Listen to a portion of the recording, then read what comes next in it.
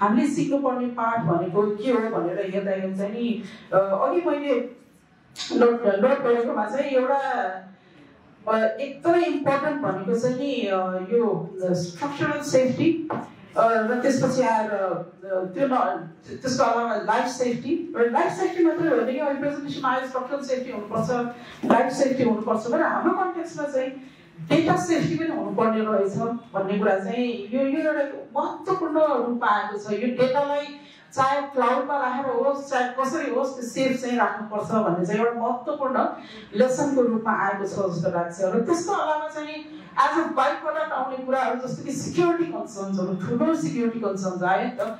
हजारौंको संख्यामा क्रिमिनलहरू भागेपछि चाहिँ नि एज अ बाइ प्रडक्ट अर्को एउटा प्रब्लम पनि त आयो नि। भनेपछि यो सिक्युरिटीको कन्सर्न जहिले पनि सँगसँगै टाँसिएर आउँछ कि जस्तो लाग्यो। त्यो एउटा महत्त्वपूर्ण लेसन भयो। र अर्को भनेको चाहिँ हाम्रो यो कोडल प्रोभिजन्सहरू चाहिँ नि नपुग्छ भन्ने कुरा त त्यो सुरुदेखि नै अन्डरस्टुड नै हो र त्यसलाई चाहिँ काम गर्नुपर्ने त अझै पनि छ। र त्यसको अलावा त्यसमा पोलिसी रिफर्महरूको पनि जरुरत छ। अहिले अब यो फायर भइसक्यो, त्यसपछि अब फ्रेमवर्कहरू केही पनि छैन, कसरी अगाडि बढ्ने के गर्ने भन्दाखेरि चाहिँ नि त्यहाँनिर ठुलो खाडल छ र एक हिसाबले क्यापासिटीको पनि खाँचो छ। अहिले हेर्ने हो भने अर्थक्वेकको टाइममा चाहिँ नि न्युजिल्यान्डबाट एक्सपर्ट्सहरू टन्नै आएको थियो होइन, युकेबाट कहाँबाट एक्सपर्ट्सहरू आएर चाहिँ ल यसरी गर यो गर त्यो गर भनेर आइरहेको थियो। अहिलेको सिनारीमा ग्लोबल सिनारीमा हेर्ने हो भने फायर भनेको त इन्डिभिजुअल इन्सिडेन्सेसहरू धेरै भएको छ नि त। युएसमा एउटा सेटलमेन्टै स्विप आउट भयो, त्यो सेटलमेन्टको त मतलबै छैन, हेरिटेज कन्सर्न पनि छैन, रेट्रोफिट गर्नु पनि छैन भनेपछि त्यहाँनिर त्यो कोडल प्रोभिजन्सहरूको कुरा नै आएन।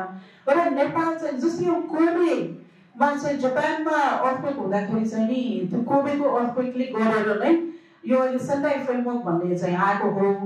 अब त्यस्तै नेपालमा चाहिँ नि यो नेपाल वाइडै भएको छ, यो एक ठाउँ मात्रै भएको होइन। वडा, गाउँपालिका, नगरपालिका, प्रदेश, सङ्घ सबै ठाउँमा भएको छ। अझै नेपाल एज अ होल नक्सा हेर्यो भने सबैतिर नै भएको हो भनेपछि यसले चाहिँ महत्त्वपूर्ण लेसन्सहरू चाहिँ नि दिएर यो चाहिँ ग्लोबल कन्टेक्स्टमै हामीले लिड गर्न सक्छौँ जस्तो लाग्छ। यसमा अहिले जुन हामी स्टडी गर्छौँ, अहिले जुन रिसर्च गर्छौँ, अहिले जुन कोडहरूमा रिभाइज गर्छौँ, जुन फ्रेमवर्कहरू बनाउँछौँ, त्यो चाहिँ एउटा नमुना पछि, किनभने हामीले धेरै एस्पेक्टहरू डिस्कसन गऱ्यौँ, थुप्रै एङ्गल्सबाट थुप्रै पर्सपेक्टिभबाट हेर्न खोजिरहेका छौँ।